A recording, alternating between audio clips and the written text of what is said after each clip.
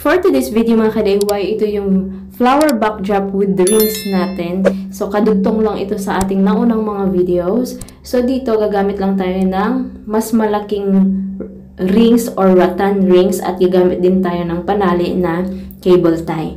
So, ito yung ating hydrangea na bulaklak. Ilalagay lang natin sa ating rattan rings at tatalian gamit ang cable tie. So, ipapaikot natin yan, ganyan. So, tatalian lang natin siya. So, alternate color ko yan dyan. White and medyo may pink yung isa. Ayan, dahil kukonti lang yung white natin. So, in-alternate ko na lang yung kulay. So, ayan, paikutin mo lang yung bulaklak natin.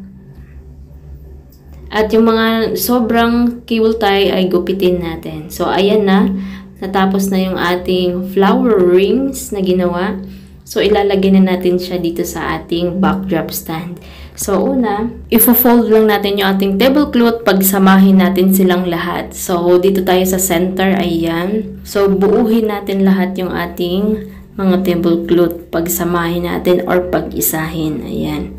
So, ilalagay na natin yung ating rings sa center, ayan, at lagyan ng rod stick, ayan. So, medyo malaki yung ating rings na sa 14 inches. So, wala akong available na mas mahaba pang rod stick. So, yung dalawang rod stick ay dikit ko lang at tinalian ng table tie para mas humaba yung ating rod stick para umabot dun sa ating rings. So, ito na yung magiging look niya. Ayan. So, yung flower ay nakaikot dahil nilagay natin siya sa rings natin. So, pwede mo siyang lagyan ng mga artificial leaves katulad dito sa gagamitin nating tropical leaves. Ayan. So, ilalagay mo lang siya paikot sa ating rings. Flower rings. Ayan. So, ilalagay mo lang siya. So, yung mga stem ng mga artificial leaves mo ay itatago mo lang dun sa mga naka-fold na tela. Kung gusto nyo naman mga ka-DIY na plain lang, so wag nyo nalagyan ng mga artificial leaves. Ayan. So, kung gusto nyo naman na mas bongga, so dagdagan nyo na lang ng mga artificial leaves kung meron kayo.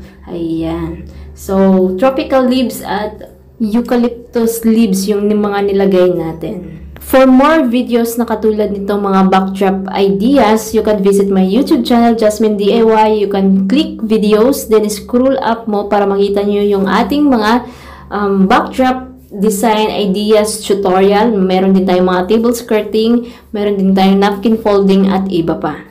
Please don't forget to like, subscribe, at i-hit ang notification bell para lagi kayong updated. At paki-follow na rin itong ating Facebook page at paki-share na rin itong ating video para mas marami makanood, matuto at magkaroon ng idea sa ating mga tinuturo. Maraming salamat, ingat, and God bless everyone. See you on next upload. Thank you for watching.